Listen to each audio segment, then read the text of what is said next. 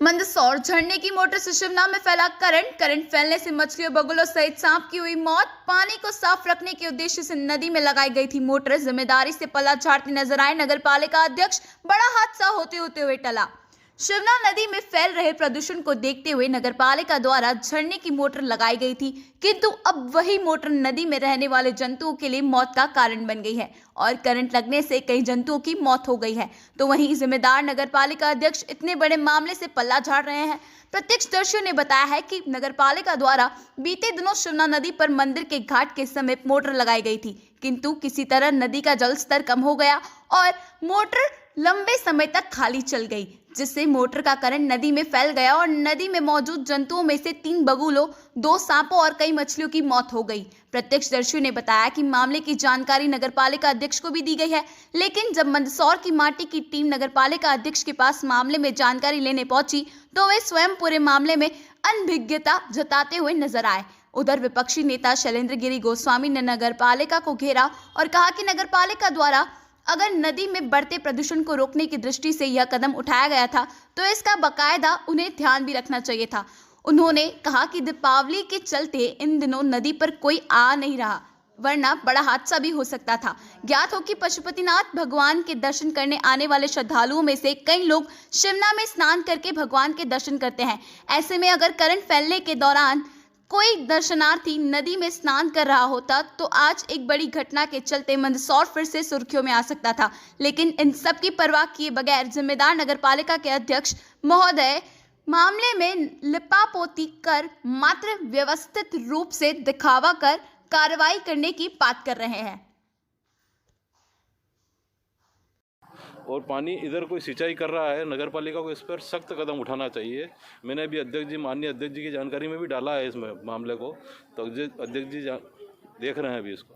क्या लगता है कि जो जानवरों की जो मौत हुई है वो कैसे हुई है? जानवरों की मौत अभी मैंने इनसे जब बात की तो पता लगा कि ये मोटर खुली हो गई, इसके कारण से इसकी जानवर करंट फैल गया और करंट फैलने से मौत हुई। ये तो अच्छा हुआ कोई नहाता हुआ नहीं था, नहीं तो बड़ा हादसा भी हो सकता था। ध्यान देना चाहिए जिम्मेदारों को इस पर। बिल्कुल जिम्मेदारों को ध्यान देना चाहिए इस पर। धन्यवाद। ये नगर पर अभी कुछ दिन पहले प्रदूषण को लेकर कुछ मछलियाँ वगैरह नदी में मरी थी, उसको देखते हुए नगर पालिका ने यहाँ पे मोटर लगा कर पानी साफ़ करने का फव्वारे लगा कर इस तरह का कार्य करने के लिए मोटरें लगाई थी।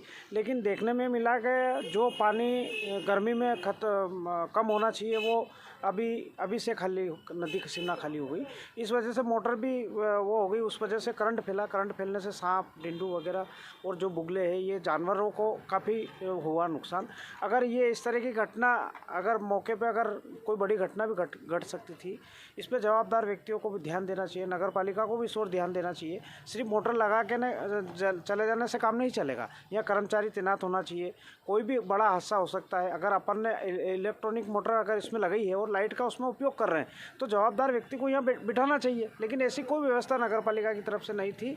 मैं आपके माध्यम से जो मेरे को बात बताई इस पर मैं लिखित में भी शिकायत करूँगा और सीओ साहब से चर्चा करके यहाँ स्थायी कर्मचारी की मांग करेंगे। क्या बड़ा हादसा हो सकता था? 100% बड़ा हादसा हो सकता था। आप देख रहे हो छोटे छोटे बच्चे, माता बहनें, आज भी तो दिवाली का समय था, इस वजह से यहाँ पे आवागमन कम था। अगर दिवाली का सीजन नहीं होता तो निश्चित ही सुबह स्नान करके लोग पशुपतिनाथ के दर्शन करते, बड़ी घटना हो सकती थी।